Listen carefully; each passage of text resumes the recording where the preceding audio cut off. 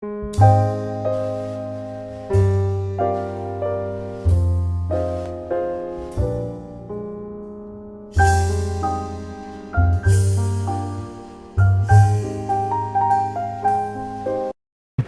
very much like to thank the drivers and car owners who have bring their product out here, their car, put it on display here for the people to see when they come to the Automotive Museum.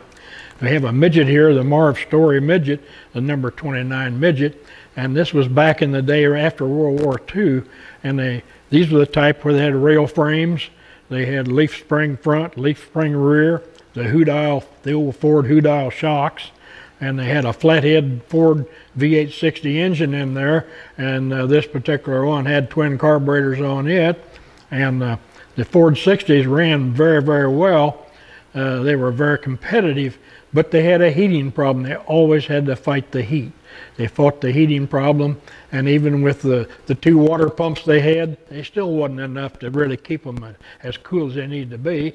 And I guess you couldn't get a radiator big enough under that small hood to really do the job. So they had a problem. A lot of the drivers had to really fight the problem of when that car would overheat. Some of the drivers got some pretty bad leg burns from the scalding water. So it was a kind of a tough thing to deal with. My dad had midget race cars back in this day, and Oliver Jennings, a Raytown machinist and tool and die maker, built a lot of race cars of this type in Kansas City, and probably built somewhere between 50 and 100 cars, considering he built some sprint cars as well as midgets. And it was a very fine chassis man. He was chassis man. Yeah, he was. He knew how to build them and what to do with them. And I never did drive midgets. My dad always told me, he said, "Man, you don't ever want to get in those things." He says, they don't have any roll. They just have that one. Didn't have a roll bar in those days, and so they were very dangerous. And a lot of guys got hurt and killed in the cars. Raymond drove some. You might tell us a little bit about the midgets, Raymond. Well, they're not. They call them midgets, but they're heavy when they're on top of you. I dumped one at the Sedalia Fair one time for I was driving from Pappy Lane, and the one thing about if you tear up his car, you had to fix it. So that kind of put a stopper on your. I was running them tires right there. What were they called? That's a 450 block tread. Block tread, and I'll tell you what, they'd hook worse than Joe Louis. And when you hooked one, you better be on the throttle or you're on your head. And but they were very easy in a way. When you're set up, they were very easy to drive, but they were dangerous. But people loved them because you could put a gross of them in a quarter-mile track, and every one of them would be close together. It was a very, very, very fine racing and beautiful to watch. Well, the Carb Hall of Fame has been blessed with having Tom Charles modified here, and he was nice enough to bring his newly built modified out here, an outstanding looking car. And back in the day when they took their professional chassis and then did put their own touch to them, Tom Charles had been very, very good. Started in street stocks at Riverside back years ago, and has been very successful as a driver. He has won over 400 feature events in the modified class cars, and that includes many IMCA races. That's what he races, the IMCA circuit now, because of the fact that it's less expensive and more affordable for a family man to own his own car. And the modifieds have gotten so expensive, some of the engines get up over $30,000, and that's pretty hard to do when you're working out of your own pocketbook. And if you don't have a high dollar sponsor, and they don't have the sponsors like NASCAR has with the high dollar sponsors. So you have to learn how to work it the best way you can. And he went to the IMCA cars and has been very, very successful with them. And you talk about it being kind of a family business. In his case, it definitely is. I think he has a son, Danny, that races, and a grandson, Austin, that races. And and his wife, Dee Dee, has always been a very a big part of the racing. She's always been right there, helping in any way she can. And those kids raised up in a racing family. And like I say, he's been very successful. He lives out in the Bonner Springs area now. And I think actually originally started out down in South Missouri. And I didn't really know that till I read an article after he was inducted in the Hall of Fame. I read an article in one of their local papers down there, and they were very proud of their guy to be so successful in the racing up here. And so anyway, Tom has been a great asset to our racing in the Kansas City area. And like I say, he's been very instrumental in a lot of it. And Charlie Kraft's son Dale has worked a lot with Tom, helping him on the chassis setups and different things. And a lot of things that Dale probably learned from his dad, Charlie, he's passed on and helped Tom, and it's made Tom a more successful race driver. So they got that quiet name you don't ever hear about. You always hear about what the driver did, but you don't hear what that pit crew and the people that build the cars and things, you don't hear much about how much they put into the operation. And without them, a driver would just be a fun guy driving somebody else's car. Somebody has to know how to do this chassis setups and get the car right. The drivers learn some about that, but many times some of the drivers didn't really know how to set the chassis up. In fact, Judd Larson, one of the best we ever had around Kansas City, they'd say, "How do you want this set up?" Judd, he says, "Well, set the damn thing on win. That's what we're out here for." And he didn't really know where to put the weight and things, and the coroner needed to know most of that. And Judd was pretty good about knowing which tires to run or where to run a stagger on the car and things, but he didn't really know much about the chassis, and some of the better drivers didn't. But I always felt like the better drivers consistently that ran up front consistently usually knew quite a bit about, they learned about the chassis and the setups too, so they could tell their car owner or their crew chief, the guy, what they thought would make it handle better for him. So I think that pretty well kind of covers what we were thinking there. And a big thank you to Tom for bringing such a nice car out here and all his memorabilia to go with it. I want to welcome everyone to the Hall of Fame Museum, the Carb Hall of Fame Museum.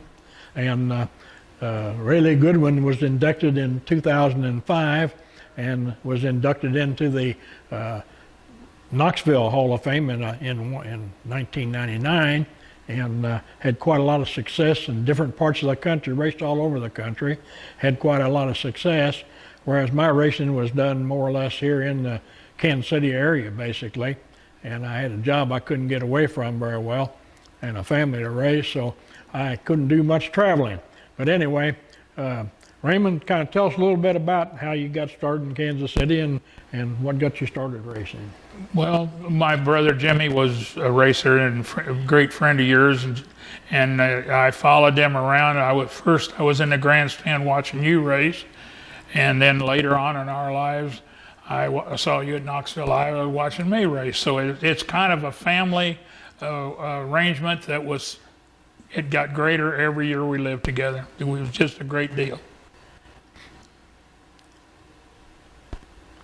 Yeah, I think the first time I met Raymond, he came down in the pits at Olympic Stadium, and he walks up to me and he says, "Well, hey Wes, you did so and so and so, so you really did a good job out there tonight."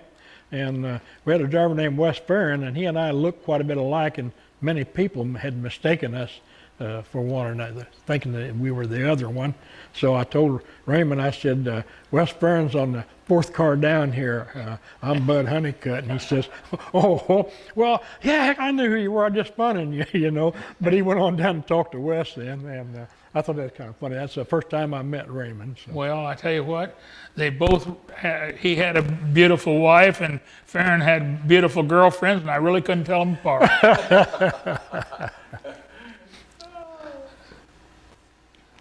Yeah, we had quite a racing career there. When Raymond first started, we didn't know it, but Raymond would go out there and qualify and do a beautiful job, be real fast. And we get in the races there, and he was running into people, running into everybody. And I thought, I went down there to chew him out, and you had to stand in line. There were 3 or 4 guys down there chewing on him. So, we talked about that for a while. And I said, Raymond, I don't know what it is. You have a dislike for me? You seem like you run into me an awful lot.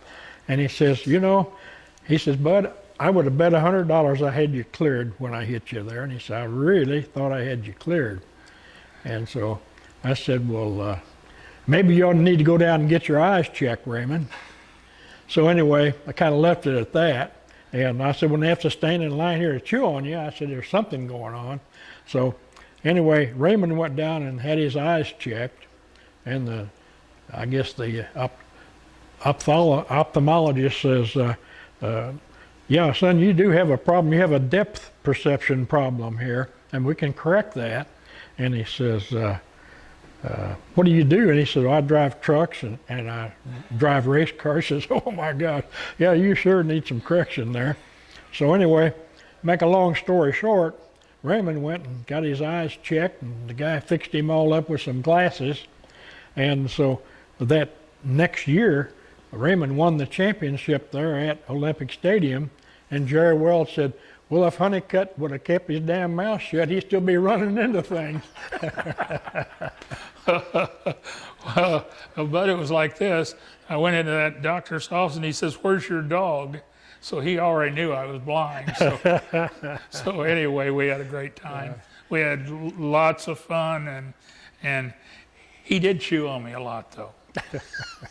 Well, after you got the glasses, I didn't have to much, and I was just trying to figure out how to get around you. Yeah.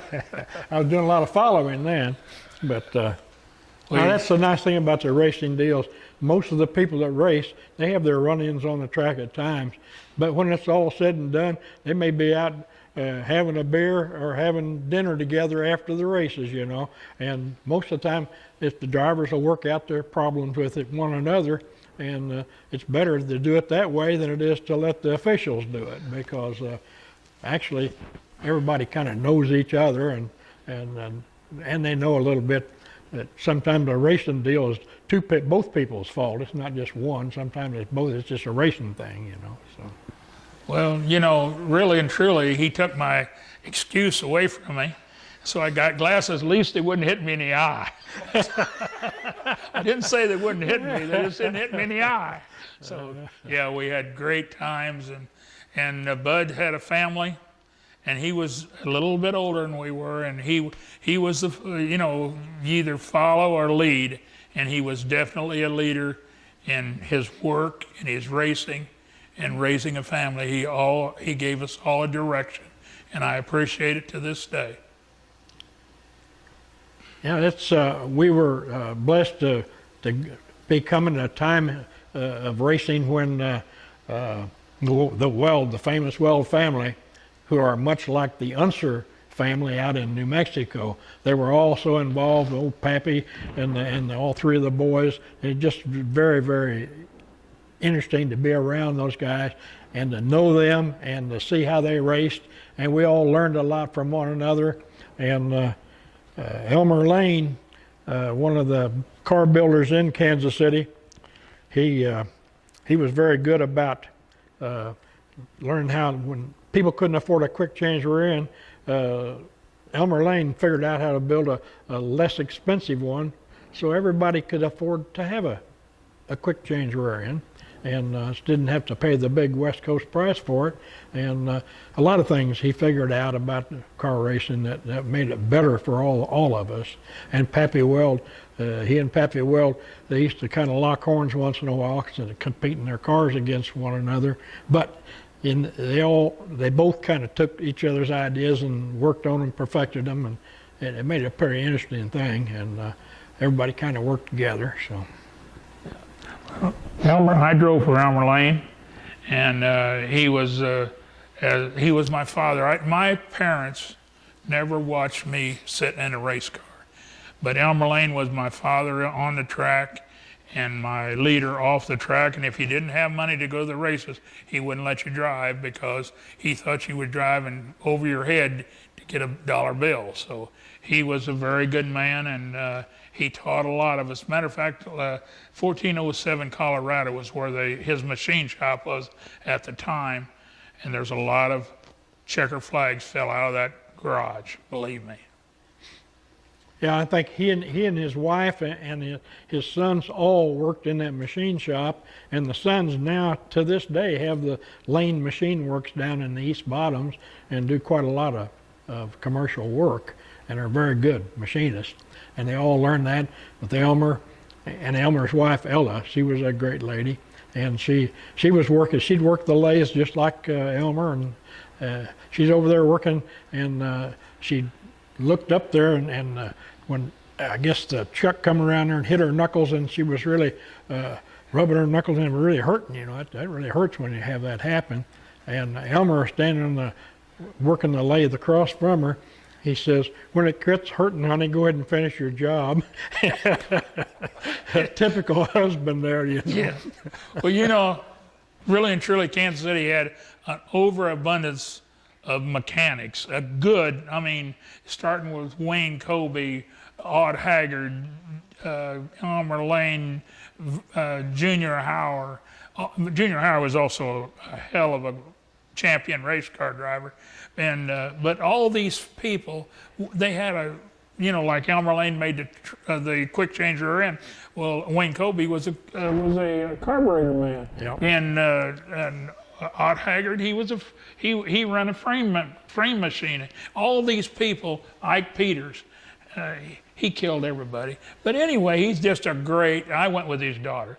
Anyway, we just had a great time of growing up. We were little boys, and with all the hurts and everything, we finally, years later, almost now, we've developed into men. Yeah, we were little boys that grew up, and sometimes we still acted like little boys at times. So anyway, I guess that's part of the game there. Yeah. And most of us made lifetime friendships around the racetrack with the people we raced against and the fans that came there, and we formed many lifetime relationships with people. And that's kind of nice to do, because there's a lot of places you can't do that. Everybody kind of forgets the other person, but in this business, everybody seems to kind of remember what they did and the fun they had. And I think my wife and I have been married for 65 years, and I think all that fun times we had, the most fun times were during the racing years, and around people we were around and the excitement that was around us, and it was very good.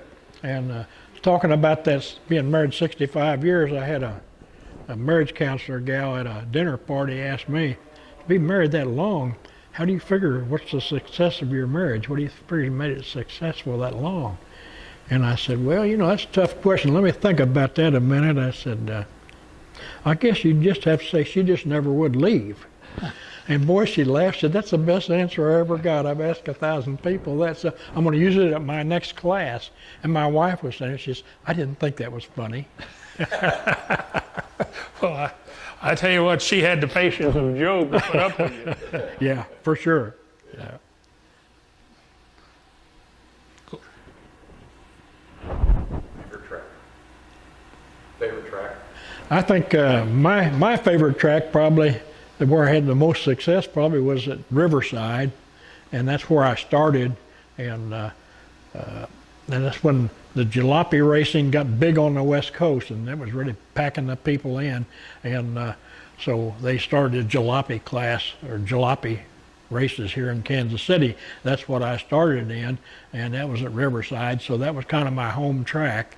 And I think probably they didn't have Major League Baseball, they didn't have Major League Football in Kansas City, so I think racing got some pretty big crowds. We had some standing room only crowds at Olympic and Riverside, and the people turned out for it, and it was something you could take your family to, and it was affordable for people, and the concessions were affordable, and you could get the kids a hot dog and a Coke for very little, and I think it made it become a family business. And most of the guys I raced with were good family people, and their families were involved in their racing too. And it made it kind of a nice thing that the family could do together. Well, you can also take them to the pits and teach them how to cuss. Oh yeah. Yeah, that's true. We had Elmer Lane had a family, you know, and the LMA's father, we called him Sergeant because he was a military man. He came in one time and they had toothbrushes all along underneath in the bathroom, and the sergeant says, "Look here, Bobby, you can't have any more brothers and sisters. You don't have any place to put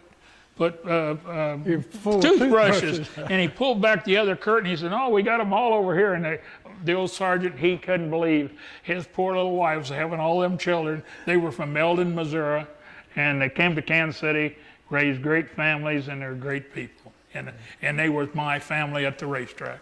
Your favorite track? My favorite track? Every one of them didn't get beat. No, I think Olympic Stadium. Elmer Lane told me this. Two things. At Olympic Stadium, if you learn how to drive Olympic Stadium, you can beat anybody in the country. And it doesn't matter, I may not talk about half miles or anything, miles or all this stuff. And you were afraid to make him ashamed of himself if he made a mistake. And so he also said, if somebody goes by you on the outside, he says, don't go down there and spin with him. He says, go on down there under control where you can miss him. And Elmer was right. He was just one heck of a guy. That's it. Olympic Stadium. Yeah, and the thing about Olympic Stadium too, you were always in. They started 22 or 24 cars on that little 5th mile track. They called it a quarter mile, and it was not really a quarter, but you had 24 cars on that little, and there wasn't too much room to share the space there. And some guys didn't share as well as the others. Mm-hmm. And we had Art Dishner, Dirty Art, they called him, and Art. I found out in dealing with Art, I want to get to know him, because when I first started racing, I said, don't mess with that guy, boy, he'll turn you over, you know. And so I wanted to learn more about him, and I did, and became pretty good friends with him. And I found out the guy really was pretty soft-hearted when you really got past that hard shell. And at one time, they had a racing association that had 50 members, and so everybody put $1 up in the pot for anybody that turned him over, get him on his head. So Art, when he found out they were doing that, why, he played the game with them, you know. He says, hey, he says, I understand you guys got a $50 pot up for anybody puts me on my head. And he said, yeah. I said, well, he said, I work pretty cheap myself. He says, I'll do it. I'll put some on their head for $5. Who would I see to collect my money, you know? And these guys said, that guy's nuts. We better stay away from him, you know. So anyway, what happened is Art was in a race that night, in a heat race, and it was involved, but he didn't cause the wreck. And a guy turned over, so Art went down there and said, hey, who did I get my $5? Where did I get my $5 from? And some of those guys said, give me my $1 back. I don't want nothing to do with him, you know. And Art told me, he said, you know, when I first started racing, they'd announce my name, and my family would clap, and a few people I knew. But he said, when they started calling me Dirty Art, all the people would boo and holler and cheer and carry on, you know. And he said, I got to thinking, you know, after I started getting booed and cheered and hollered at, he says, that's when I was making money. So he said, I just played the game with them, and he says, it was fun. He said, I'll tell you something else here. You can learn about drivers. He said, when you go to a strange racetrack, or you're out there hot lapping and you're racing with hot lapping and a guy you haven't raced with before, you don't quite know how he does. He said, go up there in the turn, drive her down in there, and stick that right front right up there, and right in his door where he can get a good look at it. And then he said, when you come off the turn, he says, watch his front wheels. He says, if he turns to the right the least little bit, he'll give you enough room in that next corner to pass him. And he says, if he does that, he's a driver if he turns to his right. But he says, if he turns to his left and starts taking your line away from you, he's a racer, and he won't give you nothing but a hard time. So he said, you're not going to get him in the next corner. And, you know, I used that after he told me that, and I watched that, and boy, it was very, very true. And the guys that would give you that little bit of ground, they'd give you more. And the guy that turned left, he wouldn't give you anything. And he said another thing. He said, if you're going to block a guy, he says, always block him in the center of your car. Don't give him the tail of your car. He'll spin you out and go on. But if you give him the center of the car, it's going to take him out too. Anybody that's smart will leave you off till it gets a better shot at you. And I learned a lot of things from Arthur Lee. And when I wrote my book Up on the Wheel, I had to, in his deal, I had put it down Arthur Lee Dissinger, and then I put, I said, nah, that's not art. I put Dirty Art Dissinger. And my son was talking to his son and said, you know, my dad, when he wrote that book, he started to put the title in there as Arthur Lee instead of Dirty Art. And he said, oh, no, he said, that's perfect. Dad would have loved it. You know, I'm not sorry at running into you. You're not. No, I've been sitting here all this time and wondered what I was holding back. I'm really not sorry I ran into you. Well, that's good. We had fun. I tell you what, if I ran into him, I didn't know it. That's my excuse. I couldn't see. Well, and as many guys he was hitting, he wasn't playing any favorites. I was no favorite. But there's some of the guys wouldn't go down there and talk to him. But I told him, when I have to come down there and stand in line to chew on you, why, I want to tell you something. Oh, my. Yeah, one of your biggest wins, Raymond, was the 1968 Nationals at Knoxville, Iowa. How was that to win that race with the kind of guys you were racing with? I tell you, I went to, in 1968, everybody was, Greg Weldadari went to USAC. He was very successful. And so, hell, if he can make it, I can make it too, see? So I went over, I drove a car out of Joliet, Illinois, and I got over there and it was not successful. You know, it just didn't work. I didn't have a mechanic. But anyway, I was traveling with Jay Woodside, and Jay says, you know, I'm not going to drive that car out of Lincoln. We're coming from Terre Haute, Indiana. Jay says, I'm going to go home and drive for Taylor Weld at the National. I said, you're not going to run the car out of Lincoln? I said, no. So I said, by God, give me the number, I'll call. We were both coming out of USAC after the Terre Haute, whatever it was called, Hut 100 or whatever it was Hut called. 100, yeah. And we were coming home. And so he drove for Taylor Weld, and so I called Gary Swenson and Charlie Williams. Charlie was a railroader, and that's where the money was. And so I went up there and met him, and I went up there to drive for him.